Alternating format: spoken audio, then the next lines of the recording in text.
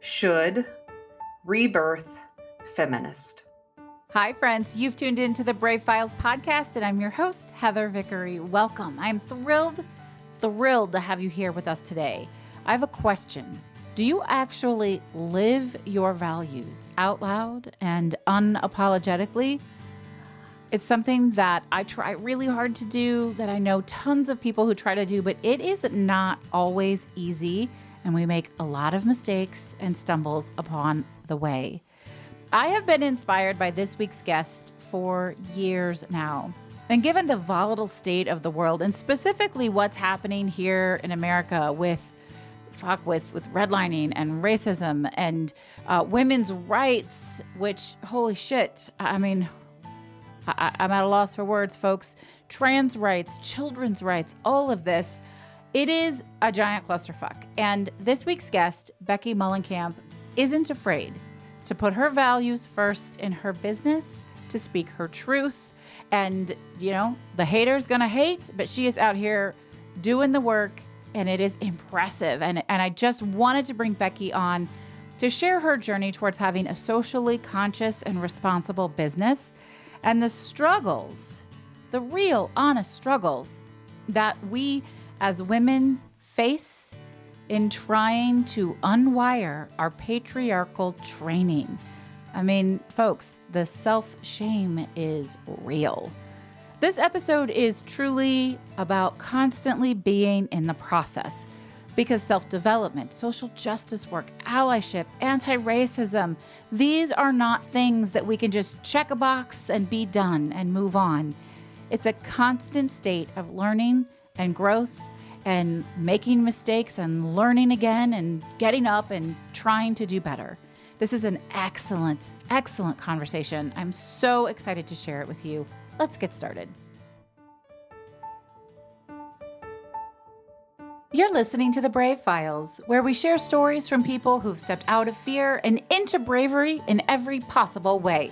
What we know for sure is that when we choose bravely on purpose, we choose bigger, we win bigger, and it's contagious. It's our hope that these stories connect with you and encourage you to embrace bravery in every possible way, day after day. Together, we can build a movement that enriches both our lives and our communities. The Brave Files is brought to you by Vickery & Co., a success and leadership coaching firm dedicated to helping you build a life and a business that you are absolutely in love with. Vickery & Co. offers group programs, membership communities, one-on-one coaching, VIP days, corporate trainings, workshops, keynote speaking, and so much more. Visit vickeryandco.com to get all the details. Okay, I never ever start by talking about 3 words, but I cannot wait until we get to the end of the show and we can talk about the 3 words again, because she used should, you guys.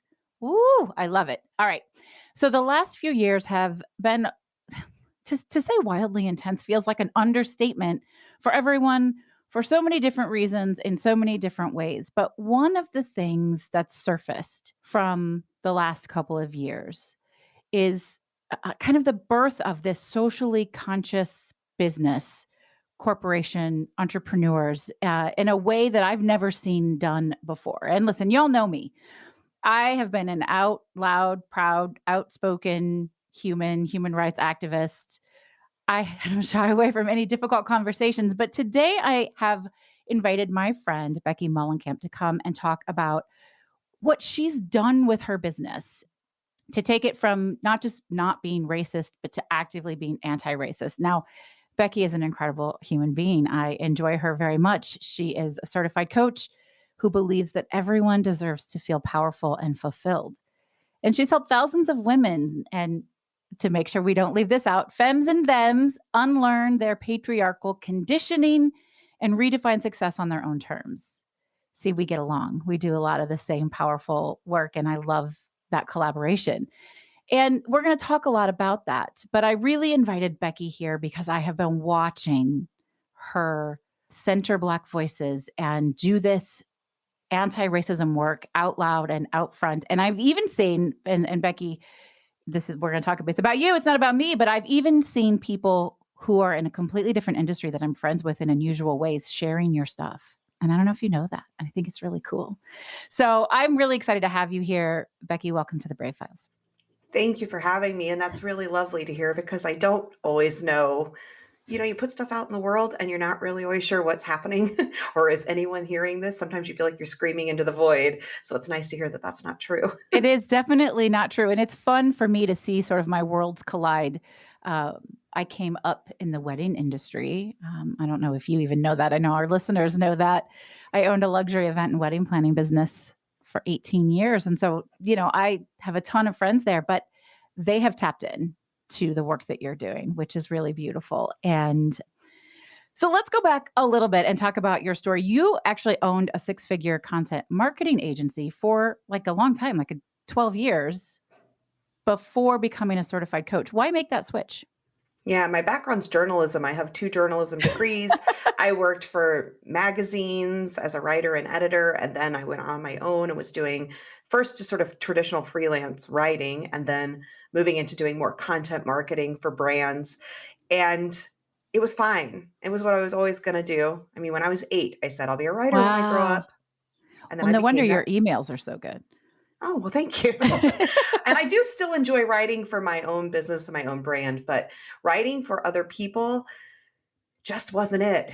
But it was really hard because it was what I was supposed to do and it was what I was Mm. always going to do. And I mean, I was the editor of my high school paper. I was the editor of my college paper. And then I worked at a daily newspaper. And then I worked up to Mm. the largest magazine in the country at the time. And like I did all the things and it was not fulfilling at all. So I went on my own journey of figuring out like what would be fulfilling. And through that process, sort of discovered that I really wanted to help everyone on that same kind of Yeah. journey of self-discovery and of unhooking from all of the messaging that we've got, the conditioning we get that Yeah. makes us sort of get to a place that doesn't feel good. And so that's what really kind of led me into coaching. And even the coaching has evolved over time. Yeah. I first was going to be a personal trainer. Then I was going to do like traditional business coaching. And I honestly didn't realize that there was like life coaching that didn't have to be gross. I didn't Right. know that Oh my that gosh, me existed. too. Right. And so it took a while for me to step into and claim and now say like I'm a feminist life coach, which is even still when I say it, I'm like, ugh, because life coaching is just unfortunately dominated by a lot of people who are not doing the work in a way that Yeah. aligns with my values. Yeah. But once I finally kind of figured out what it looked like, but that process took a lot of time. It does. A lot of self-awareness there. And we don't spend enough time I think as a society talking about having these dreams your whole life and then achieving them and going, "Oh, that's disappointing. I didn't want that." And then what the hell do you do with yourself? And it's 'Cause really lonely. it's so lonely. That's Yeah. how I felt was like when I finally started coming to it in my mid 30s of saying like, wow, this life doesn't feel very good. And I had a Mm. life that on paper looked great. And the people around me said, wow, that's great. I mean, I didn't have kids. Thankfully, I didn't do that one should, but I did a lot of others. There's a little hint at my shoulds. Yeah, we Um, can talk about those shoulds. Yeah, for sure. yeah, I was doing everything that I was supposed to. And Mhm. everyone said it looked great. I had plenty of money. I traveled all the time. I had a shiny red BMW. I wore all the designer labels. I had a big custom house. I was married.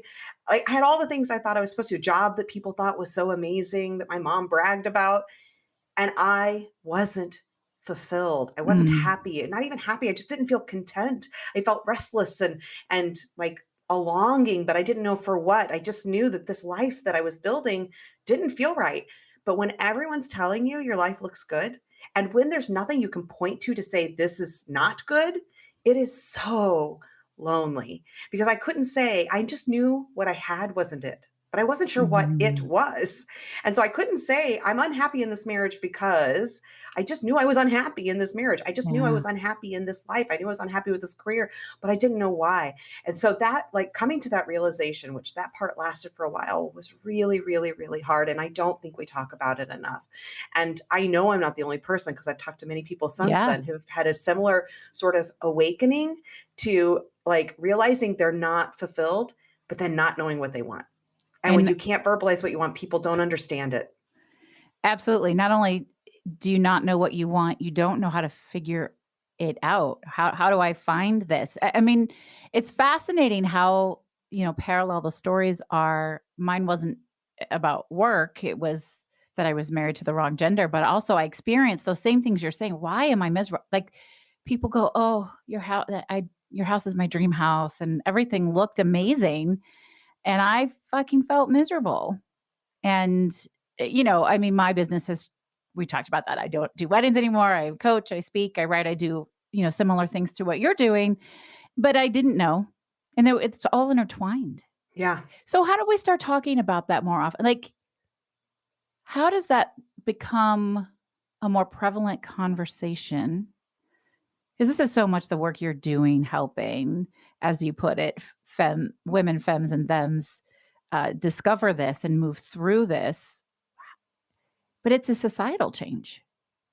It is. Obviously, I mean, with all of these things that we're talking about, all of the big isms, all of the big problems, let's face it, most of the problems of the world are not individual problems. They are No. systemic, Yeah. structural, societal problems. And that's one of the biggest problems I have with the life coaching business is that Yes. it really Yeah. does make everything so individual. And that's just playing into all of those problems because the bigger powers that be need us to believe that it's us failing as individuals, because when That's we right. focus on our own shortcomings, then we Mhm. aren't looking at the other stuff, right? Yeah.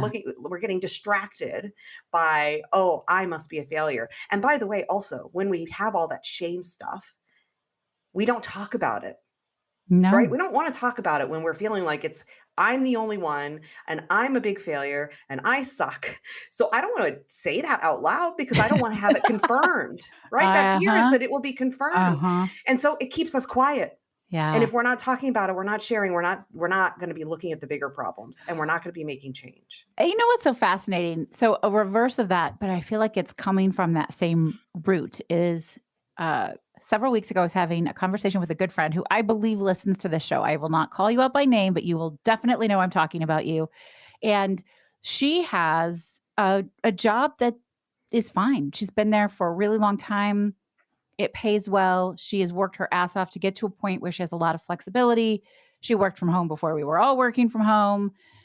She gets to go to her kids' games and concerts, and she said, "I feel like I should be wanting more than this. Like there's something wrong with me that I am okay, that this is just fine." And I said, "That's such bullshit." Right? Like now, so the opposite of, we should just be happy with what we've got is, oh, women have to want more. You have to achieve more. And where is the fucking balance? Like it's just on how I don't mean work-life balance, but like the balance between when do we ever get to feel good about what we're doing? Right? And that's another problem I have with a lot of the coaching business, especially the business coaching business, which Mhm. is all Mhm. about more, more, more, more, more. And now, right? More and faster. You need to make more money and you got to make it tomorrow. And you got to and you can't feel good about yourself or your life until Ugh. you've hit 6 figures, 7 figures. Now I think it's up to 8 figures. Like none of it matters. It's always about the more. It's And that is bullshit. also playing into the same Yes. BS that is Yes. like this as long as you're focused on having more, doing more, and that when your worth is tied into any of it, right? Mhm. When your worth gets tied into any of the stuff, your worth is tied into your relationship, your worth is tied into your work, your worth is tied into your productivity, all of that stuff, as long as you're playing that game, which is the game they want you to You're play, never gonna be happy. You're never gonna you get won't be there. happy and you aren't going to change the systems. Oh, hell yeah. So that's what I love about you. You're like fucking not playing around. You are here to change the systems. And I also recognize that it's about more than individuals, Sure, 100%. of course. And I think we have to like start to look for ands in life. There's too much, Mhm. it's Mhm. either or, right? The Mhm. black and white thinking. And I think it's about the systems. And what I can do in my world is work with individuals to Yeah. slowly take one little brick out of the wall of patriarchy, one person at a Yeah. time. And that's what I'm trying to do. I'm just trying to chip away at that wall by helping one woman, one person after another say, this is bullshit and I'm opting out where I can. Now, we Yes. can't opt out of all of it. That's not realistic. But we can find the ways that we can begin to opt out and say, I'm done. I'm done playing this game. I'm Mhm. done letting you set the rules for what Yeah. my life has to be. And I'm going to do it for myself. Yeah. And each time one more person does that, I can just feel like Mhm. just the wall gets a little bit weaker and eventually it will collapse.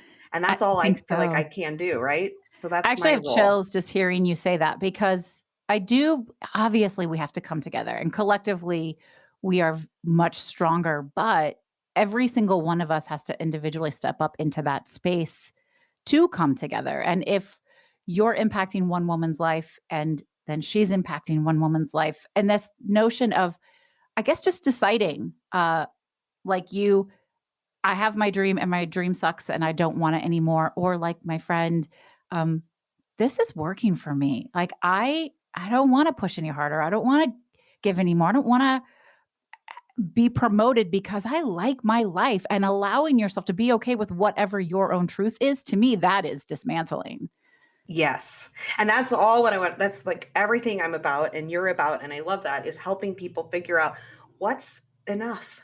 for you Enough. And enough might individually. be more. Enough might be more. It may be that you haven't been claiming enough, Yeah. right? So I want more. Yeah. But it also might be that enough, you've already reached it. And how do you learn to just be with that? Be with the Yeah. enough. Be okay with enough. That's like we are not conditioned to be okay with enough. Nothing's I ever love enough. that. And enough is great, I right? love I think that. that's wonderful. Enough space, enough time, enough love, enough what is Mm, enough for you? And it could be that you are just you haven't allowed yourself to have the vision for what is possible. And so your enough right now isn't you like there's this big wide enough that you haven't even gotten close to. But it could be that you have found enough. And the part now what's causing you to be upset is that you haven't allowed yourself to claim that that is enough because the world's telling you that it's not. And it's all about just saying, I'm done with all the other definitions. I'm going to define the stuff for myself. it's just a bit of a mic drop. I'm just listening. I'm just like, I'm sorry. She's like, why did you get so quiet? I'm like, because it's really beautiful. Enough is wonderful. And more is not always better. I mean, sometimes more is great because you're right. Sometimes we just don't push ourselves. We stay in that comfortable space and we don't challenge ourselves and we don't go after what we want. Um, I mean, that's why, so much of the work I do, and I have the brave method. That's why the 3 R's are so powerful: the reassessment, reframing, resilience. Like, if you're not paying attention, I'd love to know what your tips and tricks are, or what method you use. To me, we have to check in with ourselves so often and be really brutally honest about, are the choices I'm making today, do they feel good? Are they getting me the results that I want? Whatever those are. And if we don't, and we're afraid to look because we don't want to know the answer sometimes, or we don't think we want to know the answer, but often we might like the answer. You don't even give yourself a chance for that.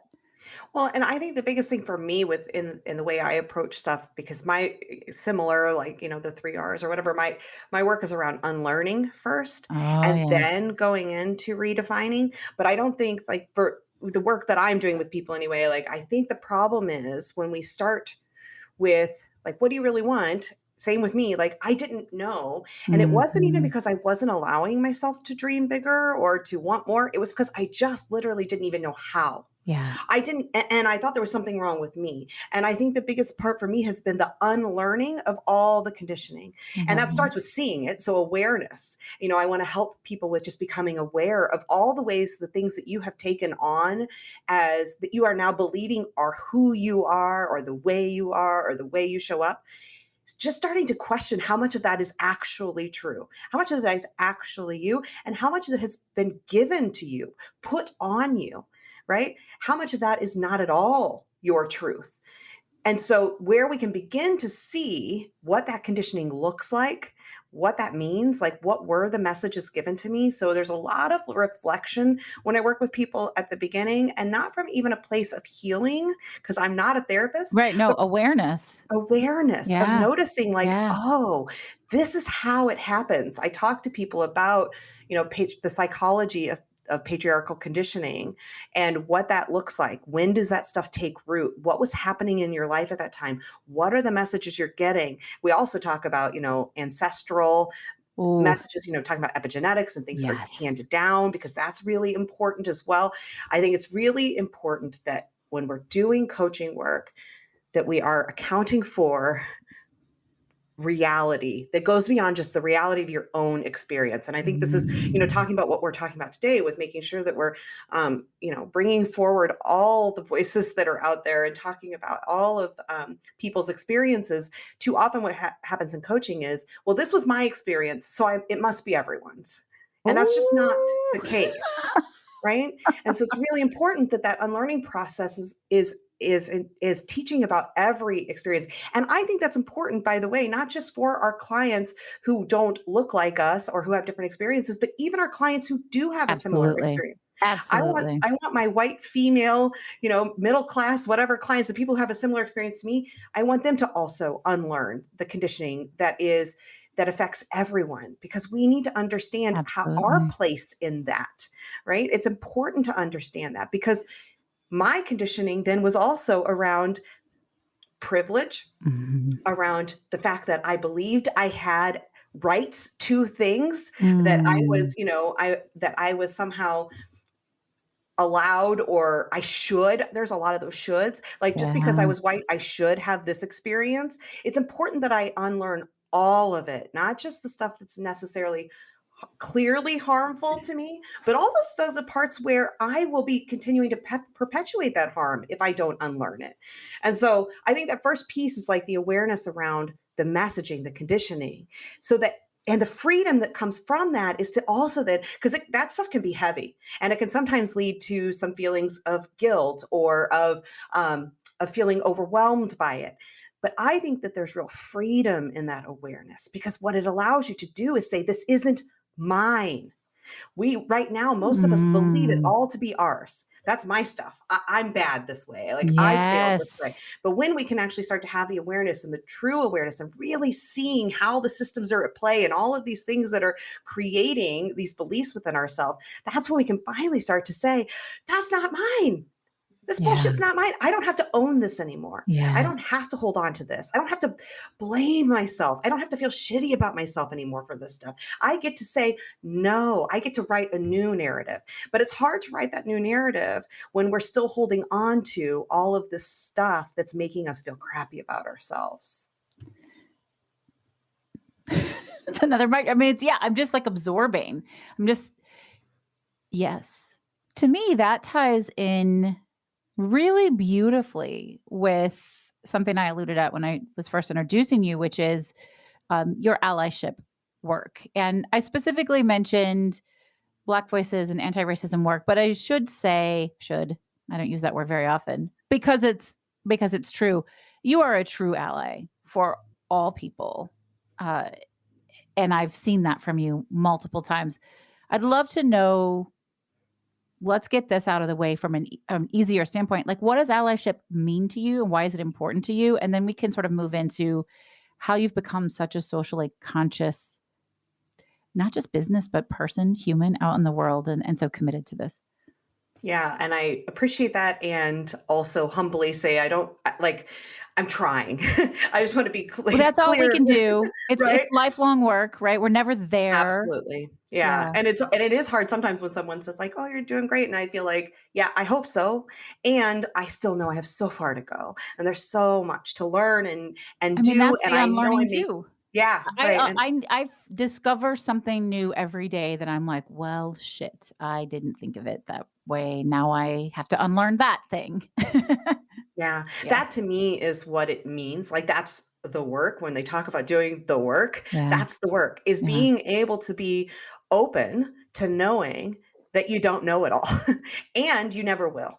You never can. You never will. Particularly when I'm talking about when you're a person of privilege, and whatever that identity is. If you have an identity of privilege, not only will you never know it all, you just cannot, because you do not have that lived experience, and you can't.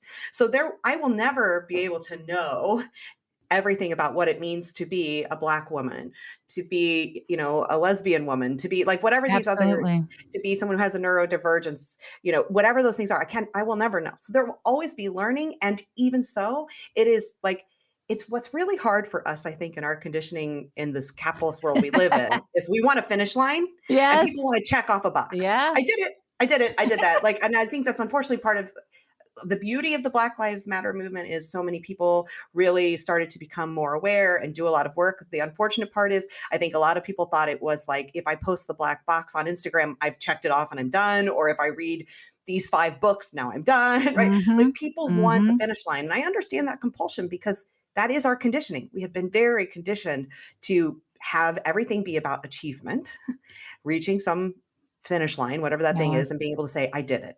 And so this is hard because this work is not that. There is never going to be a finish line. You will never be able to check it off and say, oh, I am now the perfect ally, or I am now even more so an accomplice. Like Yeah. I'll never be able to check off that box. And that is can be discouraging, but that's also like I think that's the work is being able to come to that place of knowing that, Yeah. buying into that, saying I accept that and like I'm still going to do it. And so much of it is checking your ego and your privilege at the door. I'll share, anyone who follows me on Twitter may have seen this, and I left it up because I think that's an important part of the work is when somebody who has taken the time to educate me, in this particular case, it was a Black woman, to educate me, uh, I want to show that to the best of my ability, but you want to delete it. You want to be like, oh fuck, I learned my lesson now, and I don't want to look stupid. But I really deeply didn't think I was doing something. I don't want to say bad because that wasn't her message either. I get really frustrated when I see emails come in that say, make sure that you whitelist our emails versus because you're going to get blacklisted if you get put in spam, right? And that kind of language is systemic and it's dangerous and it's steeped in racism. And I just kind of popped off. I went on Twitter. I'm like, I get so pissed when I see emails come from people that say, make sure you whitelist us, like this language, whitelist, blacklist. We need to think about this. And this woman said, aren't you white? And I'm like, yeah, what's that? How's that relevant? And she said, then you shouldn't be talking about why you're pissed. You should be centering the voices of people who are being harmed by this. And I was like, oh shit. I mean, this was just a few months ago. Yep. And I have a I, similar story. yeah. So Yeah. I was like, okay. And I had really had to sit with it. Like I got it right away, but then I'm like, but what do I say? How am I supposed to behave? And I think there are a lot of white folks, particularly white women, particularly liberal white women, who go, well, I can't ever get it right. Like they just find themselves, I can't, anything I say is going to be wrong. And that doesn't help any problems. So, I don't know. Well, Yeah. it reminds me of the 4 agreements for people who love that book. And one of the 4 agreements is don't take things personally. And it's just so hard. I know It's so because hard. and I think part of that is when you're still living in the systems and haven't done the work to examine all of that, Yeah. everything like shame is just such. I always say that blame and shame are the sharpest tools of patriarchy, Oh, of, shit. of racist Yes. patriarchy, right? Because as long as they're blaming someone else, gaslighting your experience, blaming everything on you, and creating shame. Like if you feel like you're the one who's done it wrong, done something wrong, if it's all your fault, you're probably gonna shrink and hide and not say anything, right? You're gonna give up. Or if you feel shitty about yourself, like I am bad, when a system can make you feel that way, you're not gonna do anything to stop it because you're gonna be so embarrassed, so Mm-hmm. afraid. Again, afraid it will be confirmed. Your worst fear will be confirmed. Yeah. So when we're in that place, we don't want to take action. So I can totally understand that, like that feeling, right? But if you haven't learned to check out of that and start Mm-hmm. to detach from all that and say, like, I don't have to own that. And like, I don't have to Yeah. feel shame and I don't have to take the blame. Then you can start to not take things so personally Yeah. because it's not just feeding into all of those worst fears. And listen, you've said you had that same urge to like, you immediately started to feel the shame Oh, monster yeah. come up. Oh, And yeah. I get it. Of course you did. And I still do too. And that's what's so important. Remember, this is lifelong work. I cannot claim to have been perfect, to have figured this all Of out. course I've not. checked off the box and now right. I still have the same thing. I called out, I on Instagram stories, I called out Dave Chappelle for some of the, for his recent thing and it was, transphobic language. And I'm not sure that I got called in on that one in particular. I might have called myself in on that one fairly quickly because I saw other people that were having the same thing, but I had a similar experience of saying, this isn't my story to tell. This Yeah. isn't my argument to make, and having to acknowledge that and sit with that. But immediately sort of feeling that like the flush in my face and the shame coming up of saying like, I thought I had figured this out, right? I'm now the perfect ally. I've mastered it. I should have known better. I'm going to be learning. I'm going to keep learning. I'm going to Yeah. keep learning. And to remember to not take it personally and to say, okay, someone's calling me in, not out. They're calling me in. It's an invitation to learn. And can I be willing to accept that invitation? Not take that invitation as an attack, but see it for what it is, an invitation. If they didn't care, they wouldn't have invited me to learn. Right. So, and that can be really hard. And I get it. And that's where doing that work to free yourself from all of the shamey stuff that's given to us and to not have to own that, so that then when those things happen, it doesn't just start to confirm your worst fears, Yeah. where then you don't want to participate. You're free from that. So now when I get called in, I do feel like I can see it more quickly, not always immediately, but more quickly as that invitation, and that it's not personal. And here's an opportunity for me to learn, for me to walk my talk. If I'm going to talk about allyship and that being about learning, then this is an opportunity to walk that talk. But Yeah. it's hard because I know that feeling that we get immediately. And white patriarchy wants you to feel that way. Oh, yeah, Right? absolutely. I mean, yes, absolutely. Because you can control people so much more easily when they are rooted in shame and Yeah. guilt. I mean, Yeah. that's, abusive relationships, very often it's that same thing. When you have a narcissist abuser, they do the same techniques Yeah. to people. Yeah. It's that same blame. This is your fault that I did this, right? Or shaming stuff that, it's because you're bad that this has to happen. And it works. It's not good. It's not healthy. It works. And so we Mm, have to learn to check out of that and say like, because guess what? White patriarchy is an abusive relationship. That is an abuser. And so we absolutely. are saying, no more. It's really hard though. So I don't want to pretend like it's not. It's really hard work. It is hard. And I really love the notion of allowing yourself to feel called in instead of called out. You're being invited into a learning opportunity for whatever reason. And yeah, I always say thoughts become things. Mindset matters. If you decide this is an opportunity for you to learn and not an opportunity for you to be made to feel shameful or guilty or bad, you're going to approach that so differently. So, Yeah, and just also to bring up compassion, because everything I do, like I think the foundation of my work is about self-compassion. mhm, And it's important in that to also have compassion for the icky bits, the part of you that is mm, feeling bad and shamey and all of that. Instead of saying, I shouldn't feel this way. This is bad that I'm doing this. Like, I should feel this way.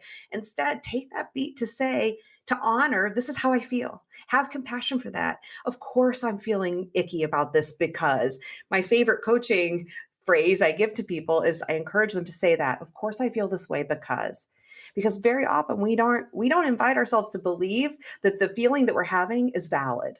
And what a way to mm, validate our feelings, to say, of course I feel this way because, of course I feel this way because I've been conditioned to believe that I have to get things right. And if I don't, I'm bad. So if I got this wrong, now that means I'm bad. Of course I would feel icky.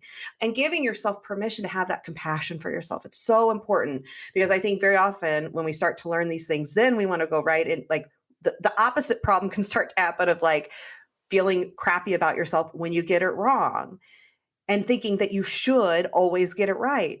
You're not going to always get it right. And mm, that's okay. And when you get it wrong, love yourself through that. Don't beat yourself up for getting it wrong. Say, of course, that was hard. Of course, I messed that up. And of course, I feel bad about messing that up. It'll happen again. I can still love myself, and not or, and mhm. I can now learn something from this and I can make a change here. So I just think the compassion piece is really important too, and often gets lost in all of the stuff. It's all about like absolutes, rights and wrongs, shoulds, musts. And I think that we Yeah, need to just find those softer edges in all of it. absolutely. And I can only assume that you've done all of Kristen Neff's stuff. Like I love her self-compassion training, and it's been a lot of my journey in the last couple of years is allowing it all to exist without judgment. And I love that. So I thank you for making that clarification. This is continuous work. We're never there. We always learn. I love all of that. But what led you to being such a vocal ally and I mean, really I don't want to use the word aggressive because that has such a bad connotation, but it's that right feeling, like really aggressively putting this work out there and inviting other people in, calling them in to be part of learning with you, and then raising up other voices, particularly Black female voices. I'd love to hear how you got here. Yeah. I mean, I always thought of myself as a feminist. I took all the women's studies courses in college and sort of and by the way, like I'm 47, so I'm an older person at this point, which not like it feels so weird to like be like, yeah, I'm old, but I guess I am. I'm now older. So I'm an older lady. And when I went to college, it's the 90s. Like I was a 90s feminist. And just a quick aside, I just saw something on TikTok about this woman. I guess she seems young to me, so I'm like thinking she's like in her She's probably teens, 30. but Yeah. she's a millennial, and millennials now are like full on adults. But it's this now I'm really aging myself. Anyway, I saw this millennial woman who is doing some sort of book or something, but talking about 90s feminism, and it was really interesting because she was talking about like Buffy the Vampire Slayer, like as somebody that a lot of people think of as like that feminist icon from the 90s, but and Jessie Spano from Saved by the Bell, and her point was 90s feminism was still being dictated, written by Men. White men, men. white men. Yeah. And I was like, oh, talk about one of those like mind blown open moments of like, that's right. So I am a product of 90s white girl feminism, Me which means too. that I had a lot of learning to do. So yes, I've always thought of myself as a feminist, but I wasn't an intersectional feminist. I wouldn't have understood what that meant. I definitely was looking at feminism in a very narrow lens of my own experience. Sure. And so like I've always, been the good white liberal without knowing all the harm that good white That liberals does. cause. Yeah. Yeah. And so it wasn't until 2000, oh boy, either 13 or 14, I think 2014, when Michael Brown was murdered less than 3 miles from where I lived. I lived a mile from where the police station was. So I was very much there, and it was an experience that I felt like I was really it was just when these things happen in your own backyard, it shouldn't take this, but it does for a lot of us. It takes it happening in your own backyard Yeah. to sort of wake you up. And that was really like the big wake up call, the catalyst for me to begin to examine my version of feminism, my version of what does it mean to be a good liberal, and Mhm. recognizing and having to confront in myself all the ways and the places that like I was being a good, i.e. harmful white liberal lady. I Yeah. mean, I wasn't, voting for Trump, but that didn't mean I was doing that. I was learning anything, understanding anything, acknowledging other people's realities. And that, I had a lot of like white saviorism going on and just a lot of stuff that I had to check. And so that really began my process. So like 2014, and then over those next few years, it was a lot of unlearning, because I think that's really important, the unlearning, Yeah. and then the relearning. And since then, like, every year I've just been trying to learn more and do more and figure out what's my next step on this journey look like. And again, I think it's a journey that will be going forever. It's not Forever. going to ever Yeah. end. But I do feel like I hope slowly but surely that I am making some real progress and understanding, and specifically like my journey did begin around issues, in the Black community, but also I've been trying then it's sort of my vision began to evolve of like around LGBTQIA experience. And then, more recently, I think where I've been trying to expand my understanding is around issues of, learning differences, disabilities, and, all of those Yeah. sorts of areas, ableism. And also, I think within that, or similar to that, also around issues of anti-fat bias and unlearning, that's been a really big Fuck. struggle for myself and my own Big journey. topic. And that's probably the one that I'm most actively in at the moment of the unlearning phase.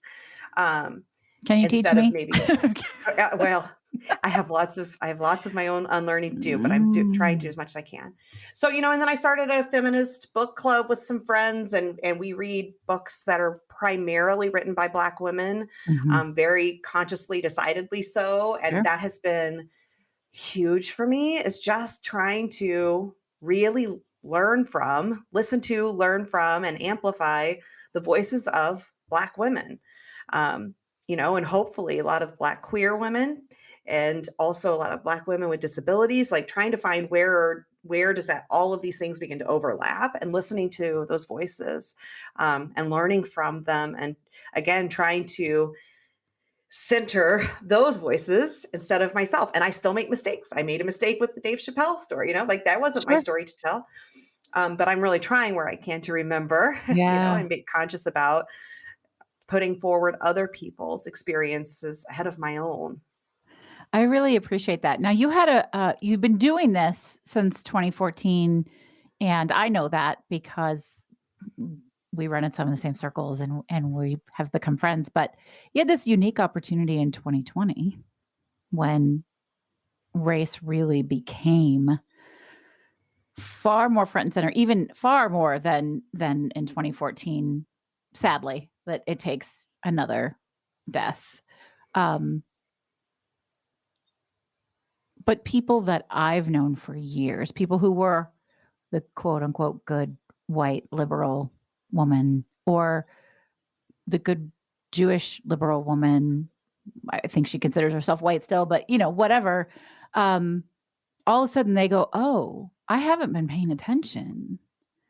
I I didn't know it was this bad." And you're like, "The fuck did you not know it was this bad?" You have to like you kind of it's mind-blowing, but you have been able to partner with some really incredible people and use your platform to elevate those voices, to raise those voices and bring them to the attention of folks who would not otherwise be exposed. What's that experience been like? And I would love if you have any recommendations for listeners on voices they should be following. I would love to Oh hear them. boy, I could, yeah, that's great. I love that. Yeah, I mean, that journey in 2014 was really at a personal level, right? Yes. Not professionally. Yeah. Those things start to seep into each other. The idea that we somehow have that our personal and professional lives are two separate experiences, other Bullshit. than Severance, if you've watched that one, Right. that maybe could make it true. But for most of us, we are not severing our minds. So that does not happen. They are, whether you are traditionally employed or self-employed, those experiences overlap, and they necessarily will. And so though my journey began on that personal level of personal discovery, it of course inevitably seeped into my professional experience.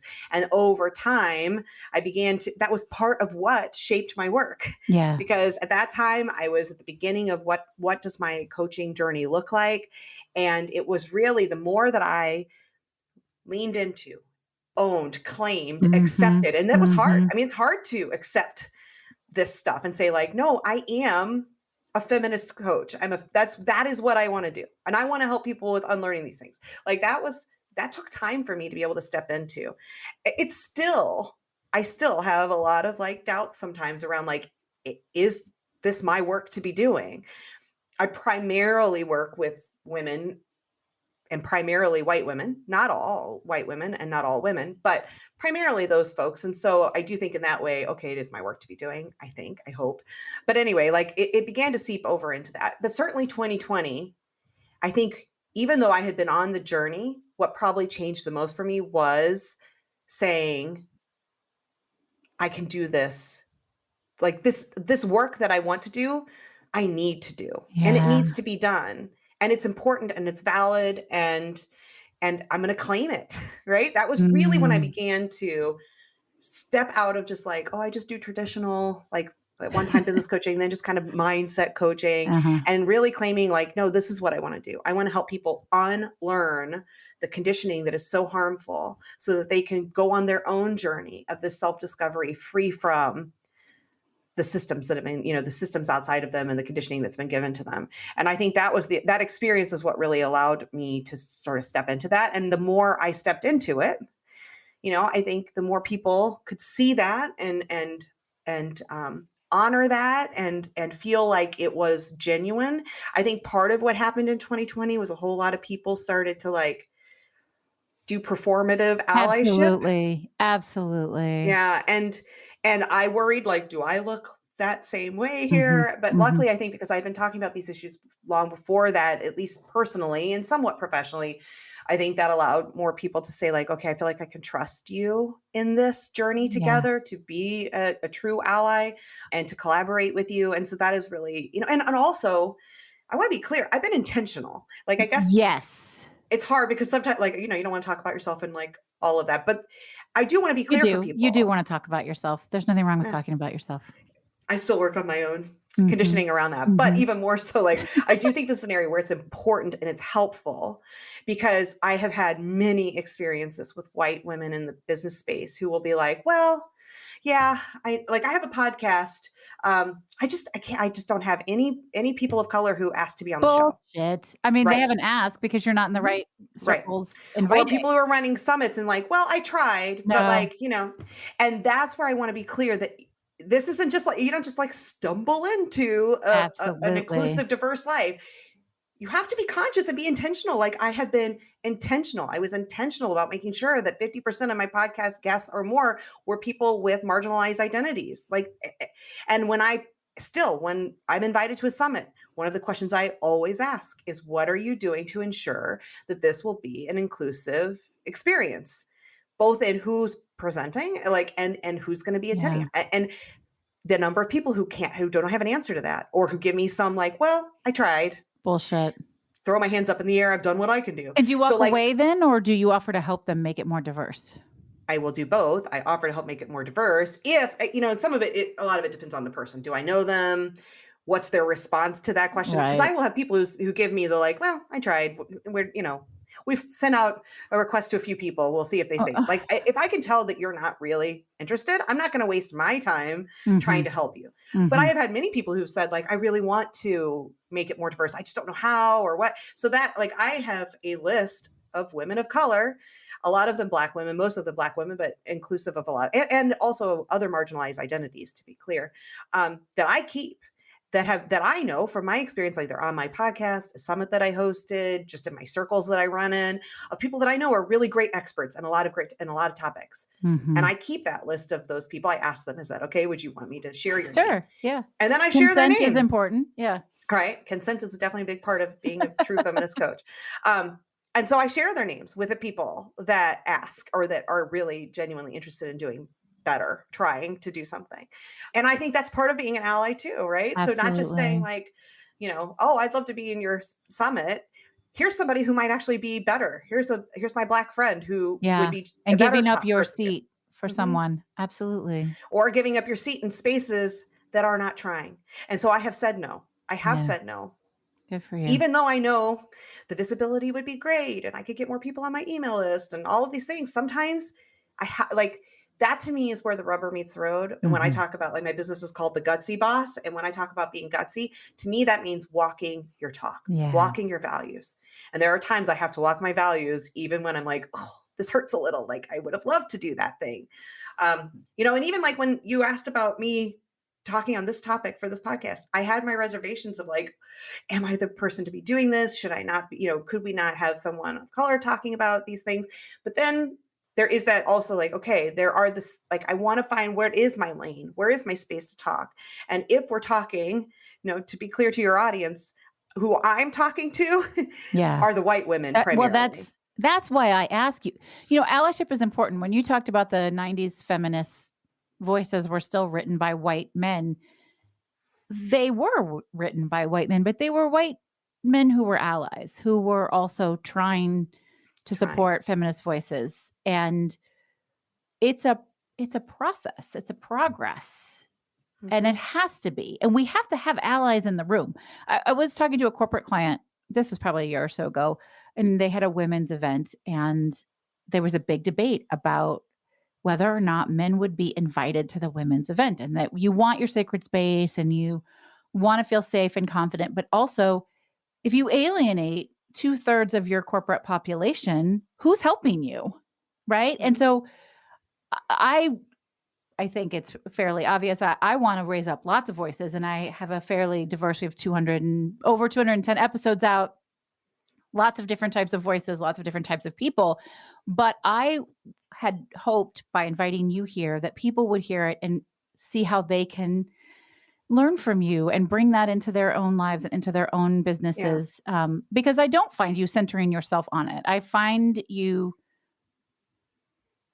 guiding us towards other voices, but also very clearly putting your line in the sand of what's important to you, what your values are, what's acceptable, what's not acceptable. And fuck, more people just need to be able to do that.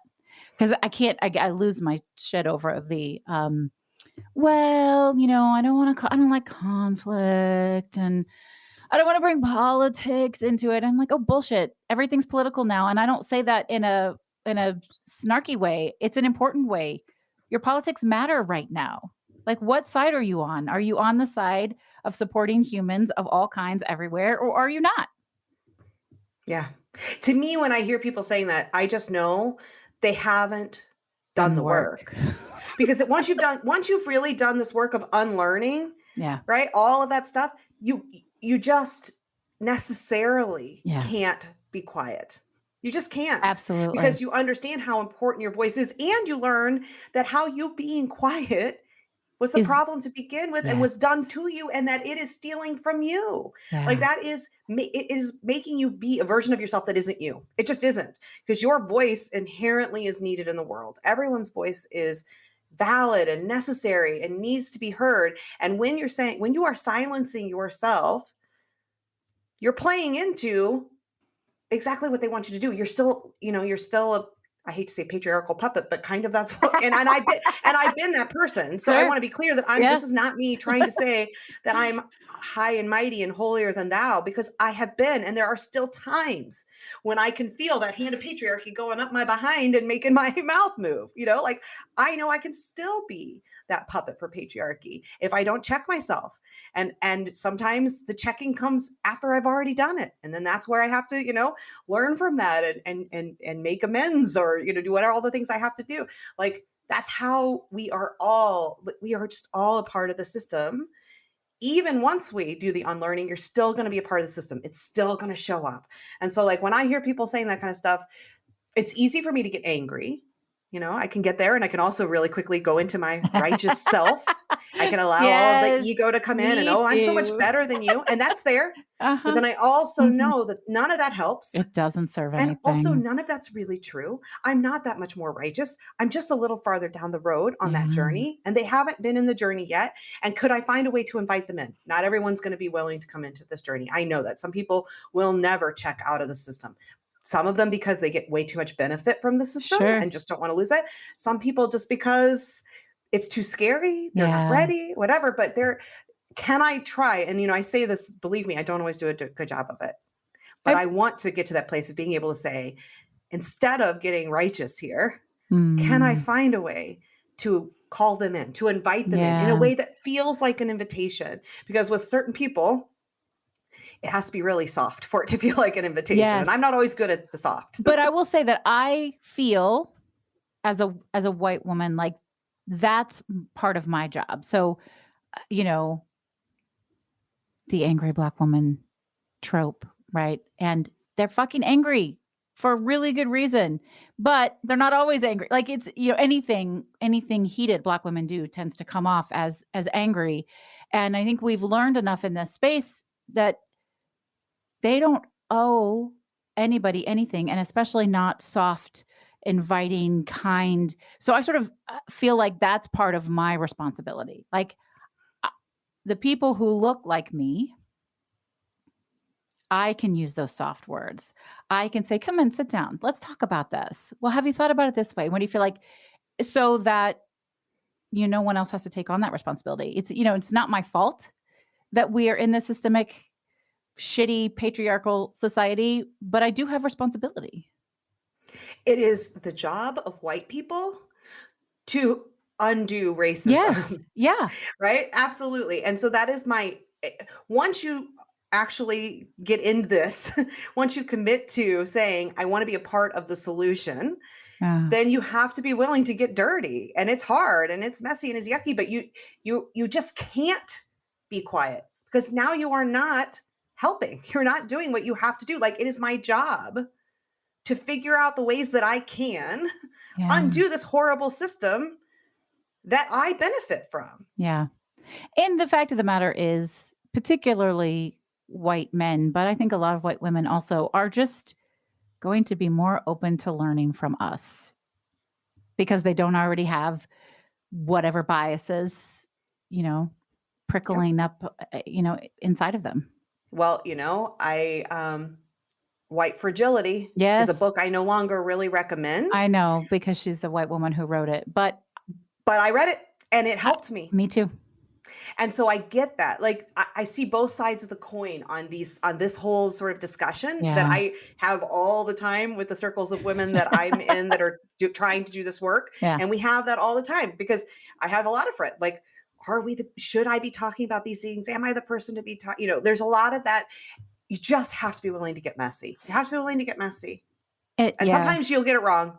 Yeah. Sometimes you won't. Yeah. And I think you're 100% right. White Fragility is not a book I recommend for for all of those reasons. There are so many better books written by people who actually have lived experience of what it means to be on the other side of white fragility, of being the person who's harmed by white fragility. I So I recommend those, but also I do know that it's a book I read and it was helpful to me. And it was written for other white people to Mhm. learn. And we're, like I said, we're more willing to learn from people who we think have been in similar situations as Yeah. us. It's interesting. You said something a little bit ago. Not everybody's going to like it, or they're going to be afraid. I wonder how many people are listening who are like on that fence of, I want to be more vocal, I want to be more active, but gosh, what if people are mean? What if they hurt my feelings? And I say that sort of snarky. I'm sorry, y'all. I'm not trying to be snarky, because they're legitimate fears, right? Like our life as women has taught us to be fearful for a reason. What kind of pushback have you gotten, and how have you moved through that? Because it would be unrealistic, I think, to assume you hadn't ever gotten any. Oh, I get lots of pushback all Yeah. the time. Yeah, exactly. Starts inside my own home. I love my husband. We're at different places on this journey. He's definitely he wants to learn. He is learning. He wants to do more. But he has the added burden, I will say, of being a man. Being a white man is one of the hardest places to start from this work because you have the most privilege. You Yeah. have the most to lose. It probably feels the scariest. That's hard for me sometimes because I want to kind of go wah wah for you, Yep, right? yep. But then also I try to get out of that righteousness and that anger and check into like, yeah, it was hard for me. And I had slightly less. I mean, listen, I still have immense unearned privilege, but I still had slightly less to lose than a white man would have, right? Yeah. He has the most to lose. So of course it's going to be really hard. And there are times when, I'll get kind of a little eye roll, or why does everything have to be about this kind of Uh-huh. and it's an opportunity for us to have more discussions. It's also a reminder for me that sometimes I don't have to have every conversation be these conversations. It's also okay Right. sometimes to say, let's have a different kind of conversation here. It gives me opportunities to try and practice different ways to approach these conversations, to what might work. So I get feedback literally starting in my own home. All my love, if my husband happens to listen to this, I love him very much. And he's definitely on the journey. So I don't want anybody to think he's not.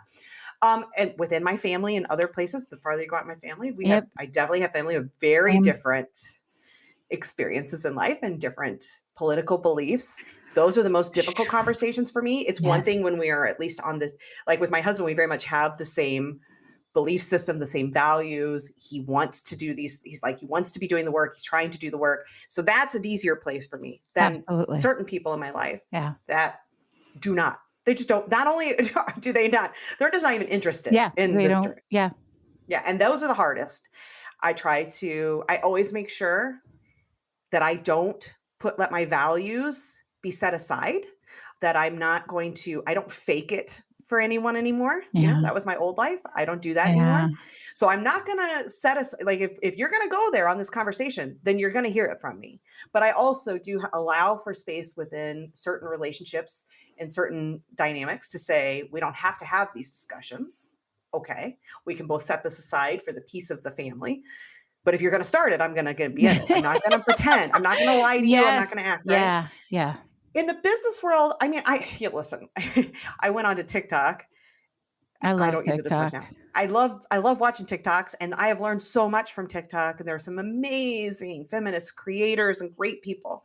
And I have shared a few things from a very decidedly feminist perspective and have discovered what Not, the trolls on TikTok yeah. can be Not all like. TikTok is lovely. That's for sure. No, I had a viral kind of thing that about, talking about not all men, whatever, that whole yes, all men, Fuck. that really got me some lovely feedback. And that's been the most harsh experience of this, of like just straight up, horrible name calling and attacking my external appearance and, no guy would want you and, all that kind of stuff.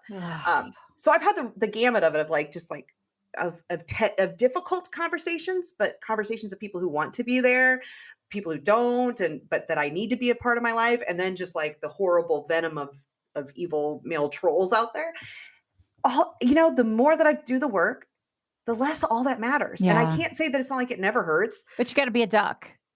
but yeah, I mean, You gotta just let truly, it roll off. the more that I am able to say, to give myself true compassion, that radical self-compassion that Krista Neff talks about, of Mhm. the like this that not I don't have to hate myself. I don't Not only do I not like I love myself. And if I love myself, I'm going to still love myself, even if that person says no one will love me, whatever, right? And I'm able to just not get into that shamey place as much.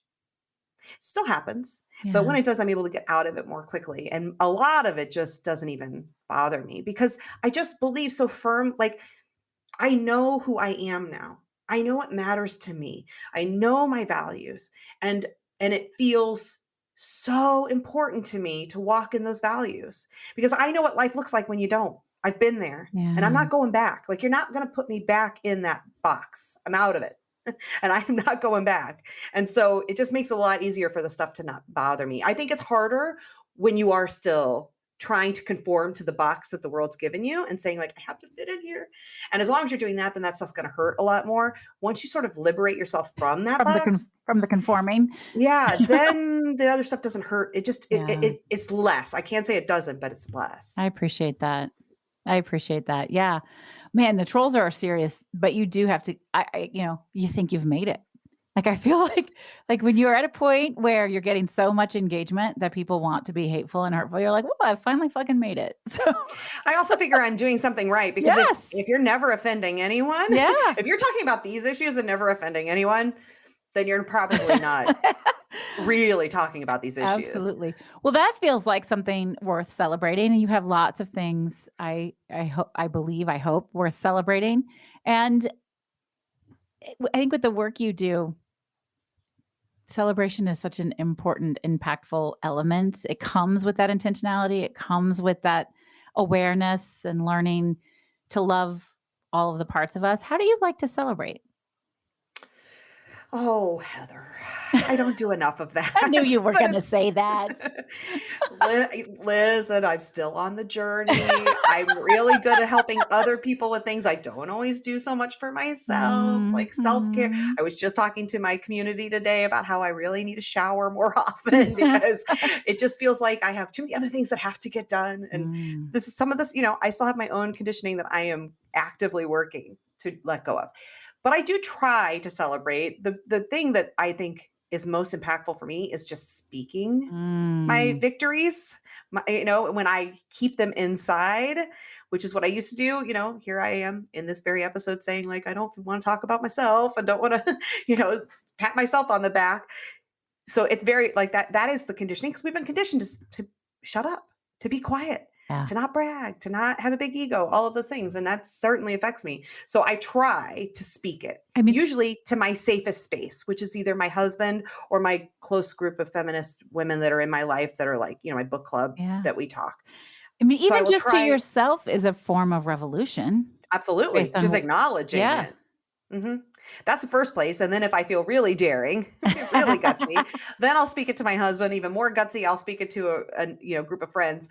If you see me bragging about myself at all, like on social media or to my email list, then like I've really done some deep internal work to get to that space because that's like the biggest daring for me is to say to the bigger world, I have something worthy of celebrating. Oh, I'm gonna But keep I an I eye keep out for working on that, it. and I'm gonna I'm There you gonna go. be your best cheerleader when I see you busting out with that celebration. Well, I'm working on it, and you're encouraging me to keep trying to do more of You know that. what I love about celebration so much is that it begets more celebration. And seeing you, who you do have an audience, you do have people who really admire you and value, and I know you're like your conditioning is like, "Oh, no, me?" But it's true. And, I'll tell you a story. I, uh, I've known you for a long time. We've collaborated on a couple of things, and I had somebody come to me just recently and go, "You had Becky Mullenkamp do a training for your group? Like, do you know what a big deal that is?" And I'm like, I mean, it's Becky. I know Becky, so it's not that I don't think you're amazing, but people recognize it. When you put your celebrations out there, you give them permission to do the same thing.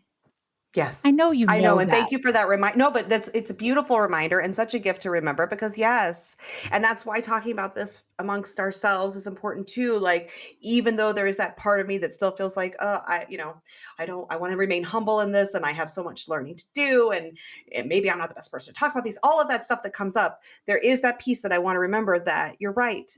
I do want to make sure that I talk about the journey I've been on so that people feel that invitation to go on that journey themselves, to know what's possible for themselves, to say like, I read White Fragility. Now everyone tells me that's the wrong book. And now I feel bad and I should just crawl in a hole and give up on this journey. And like, I've been there Yeah. and it's okay. Yeah. And you can keep learning and keep doing and keep trying and being intentional and waking up each day and deciding to go on whatever that journey is. And like, I think it is important to model that. And certainly, if I'm going to tell my clients, hey, you get to claim space. Yeah. You get to claim, your worth. You get to claim all of the stuff for yourself. I need to do that for them as well. And sometimes I do a great job of it. Most of the time I need to keep working on it. Well, there you go. And that, I mean, I think it's that honesty and vulnerability though, that it resonates with people because that's everybody's truth.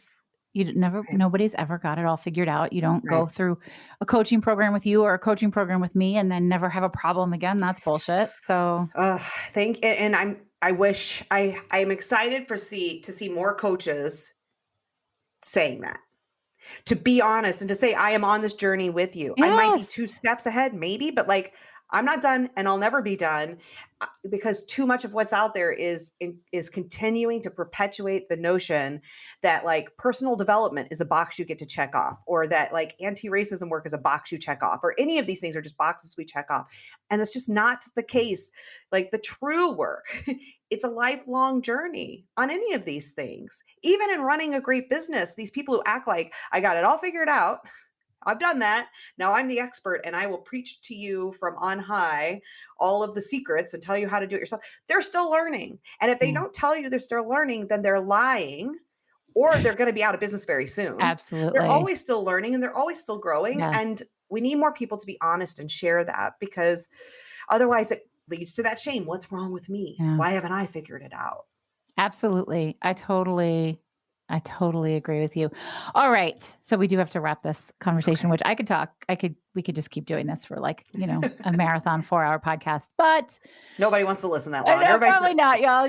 Thank you for sticking with us this long. We appreciate it. I mean, it's just been so engaging. I didn't want to stop. What is your favorite charitable organization to support? That's probably a really hard question for you to answer.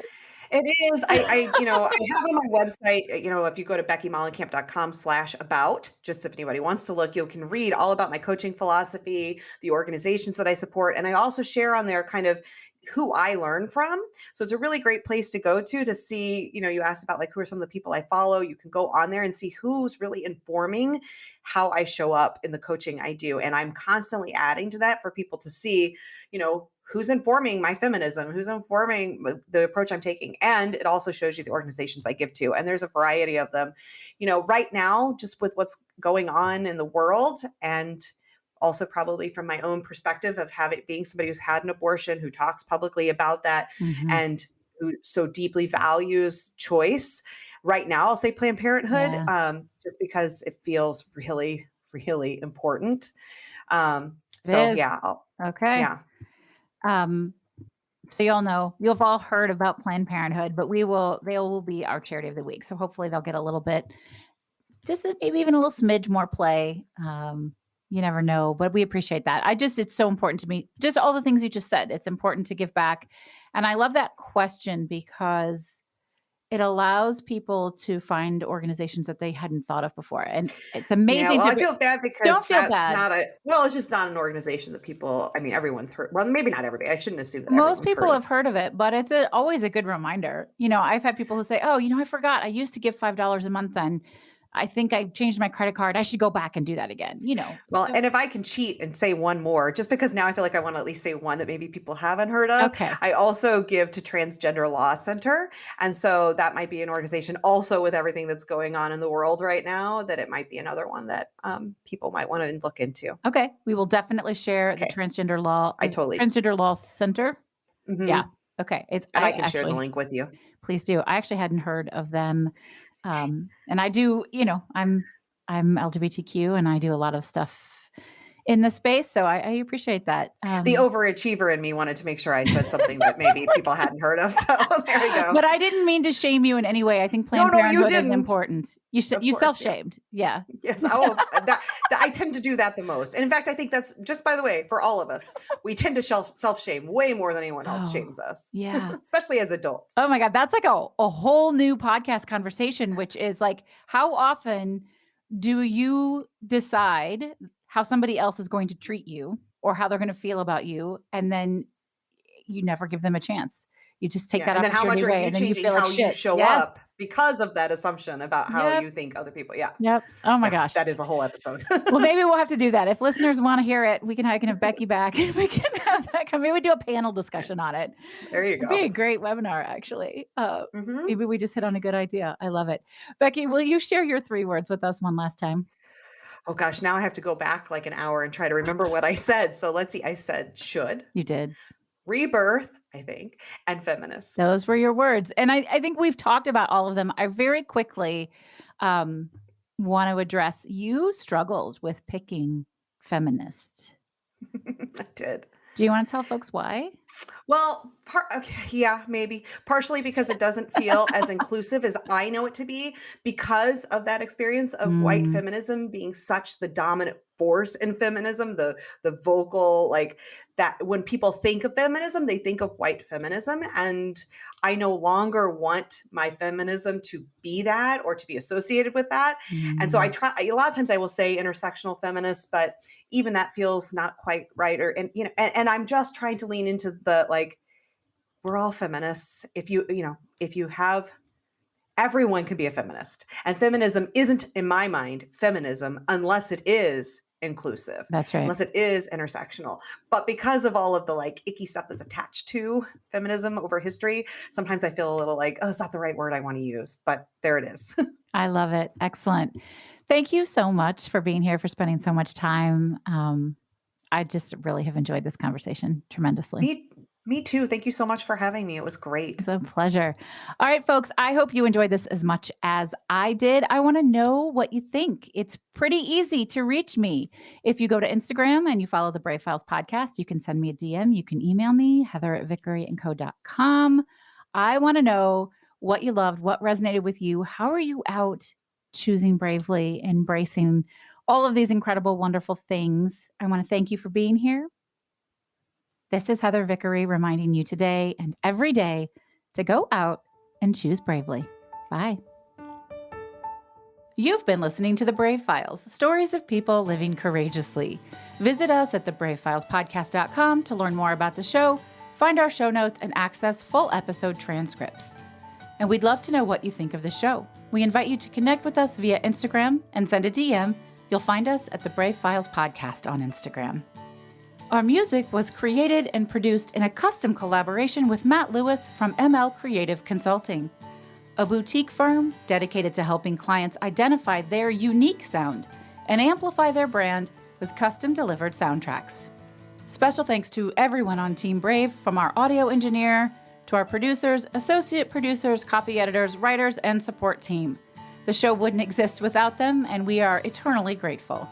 I'm your host and executive producer, Heather Vickery. Thanks for tuning in.